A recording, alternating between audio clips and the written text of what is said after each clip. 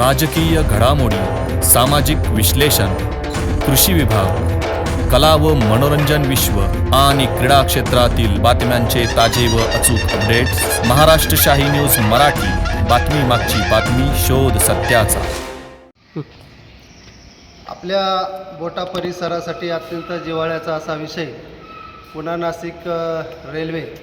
आणि ही रेल्वे आज आपण ऐकतोय की ही रेल्वे आज पुणा नगर आणि शिर्डी मार्गे या ठिकाणी नाशिकला जात आहे असं आपणाला सर्वांना या ठिकाणी कळत आहे.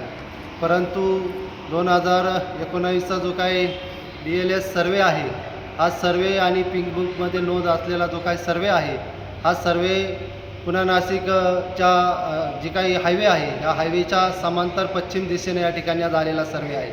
आणि हा सर्वे अतिशय योग्य आणि कमी लांबीचा सर्वे आहे आणि त्या पद्धतीने रेल्वे गेली पाहिजे अशी आमची सर्व पठार भागातील जनतेची या ठिकाणी मागणी आहे.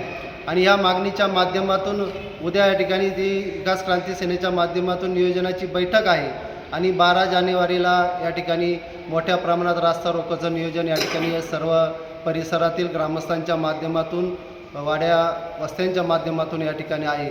आणि या सर्व नियोजनाच्या उद्याच्या बैठकीला आणि 12 जानेवारीच्या या ठिकाणी चक्काजाम रास्ता रोकोच्या आंदोलनासाठी परिसरातील पठार भागातील सर्व शेतकऱ्यांनी या ठिकाणी मोठ्या संख्येने या ठिकाणी उपस्थित राहिलं पाहिजे असं या निमित्तानं मला सांगावंसं वाटतं. खऱ्या अर्थाने ही रेल्वे आपणा सर्वांसाठी, शेतकऱ्यांसाठी आणि पर्यटनाच्या दृष्टिकोनातून या ठिकाणी महत्त्वाची आहे. आणि त्या माध्यमातून जो काही बोटा रेल्वे स्टेशन आहे हे आपणा सर्वांसाठी महत्त्वाचा विषय आहे. म्हणून आपण सर्वजण अभी नाही तो कभी नाही या माध्यमातून जर एकत्र आलो तर नक्कीच या ठिकाणी भविष्यात आपली रेल्वे ही आपल्याला मिळाल्याशिवाय राहणार नाही. म्हणून सर्वांनी, तरुण मंडळींनी या रेल्वेसाठी खऱ्या अर्थानं आपण उद्या मिटिंगसाठी आणि 12 जानेवारीला रास्ता रोकोसाठी मोठ्या संख्येने उपस्थित राहिलं पाहिजे अशी कळकळीची विनंती करतो आणि थांबतो. विकास क्रांती सेनाच्या माध्यमातून नाशिक पुणे रेल्वे मार्गासाठी या ठिकाणी सातत्यानं आंदोलनाची भूमिका या ठिकाणी घेण्यात आलेली आहे. आपण पाहिलं, एक 2-3 वर्षापूर्वी विकास क्रांती सेनेनं संबंधित रेल्वे मार्गासाठी संपूर्ण पठार भागातून अकोल्यापर्यंत आणि अकोल्यावरून संगमनेर प्रांत कार्यालयावर या ठिकाणी मोर्चा नेला होता, पायी फेरी काढली होती, पदयात्रा काढली होती.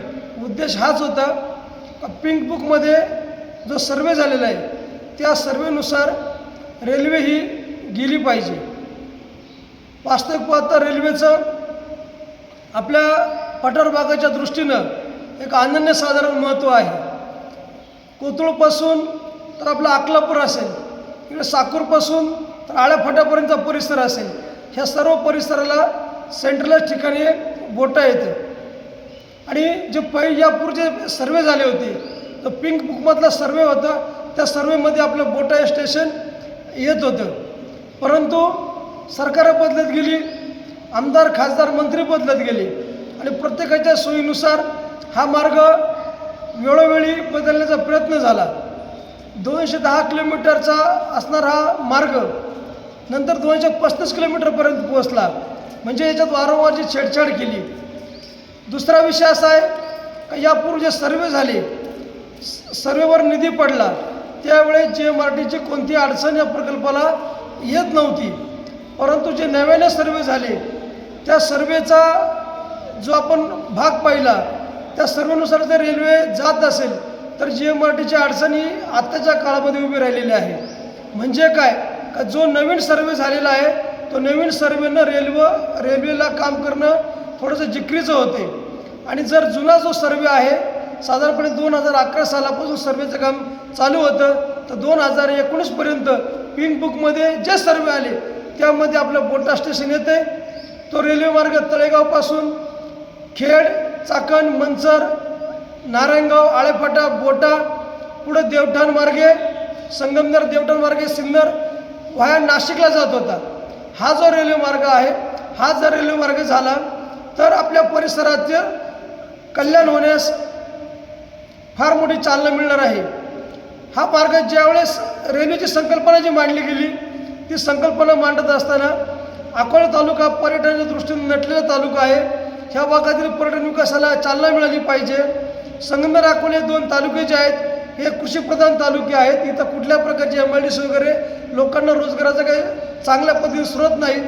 आपल्या परिसरात पाण्याचं दुर्भिक्ष असल्यामुळं आपल्या येथील मुलं पुण्याला चाकण या ठिकाणी कामाला जात नसतात आणि ह्या सर्व जर रेल्वे जर झाली तर हे मुलं रोजचा अपडाऊन करू शकतात.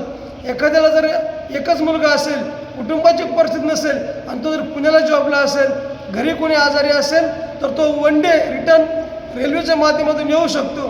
परंतु आपलं बोटा रेल्वे स्टेशन सध्याच्या नवीन सर्वेमध्ये या ठिकाणी दिसत नाही आहे. त्या दृष्टिकोनातून विकास क्रांती सेनेच्या माध्यमातून संतोषजी फाफळे असतील, सतीश फाफळे असतील, आपले मुन्नाबाई शेख असतील, पंचायत समिती सदस्य संतोषजी शेळके असतील, बोटागावचे आपले उपसरपंच पांडुसाहेब शेळके असतील, सरपंच सोनलताई शेळके असतील, तसेच आपले माजी सरपंच विकास पाटील शेळके असतील.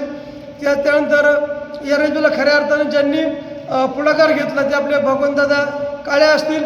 हे सर्व मंडळी या ठिकाणी ह्या रेल्वेच्या माध्यमातून मेहनत घेत आहेत. आपल्या जिल्हा परिषदेचे सदस्य माजी सदस्य जनार्दन पाटील आहेर, विद्यमान सदस्य अजयजी फटांगरे, हे सर्वजणांना विनंती आहे की उद्या या ठिकाणी नियोजनाची मीटिंग आहे. रविवारी सकाळी 9 वाजता कचेश्वर मंदिर बोटे या ठिकाणी नियोजन मीटिंग आहे. ह्या मीटिंगला आपण सर्वजणांनी उपस्थित राहिलं पाहिजे.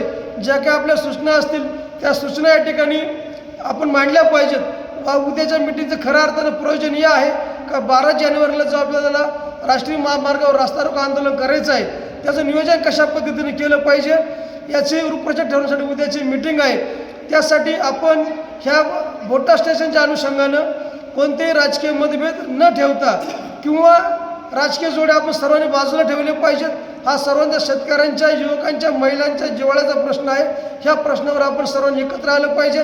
आज आपलं बोटा स्टेशन जर हुकलं तर भविष्य काळामध्ये बोटा मार्गे रेल्वे कधीही जाऊ शकत नाही आणि कोथरूडपासून तर अकलापूरपर्यंत आणि साकूरपासून तर आळेफाटापर्यंतचा जो आपला हा जो काय 1.5-2 लाख लोकसंख्येचा बेल्ट आहे हा बेल्ट रेल्वेपासून कायमस्वरूपी वंचित राहील. तेव्हा कुणीही मागं राहू नका.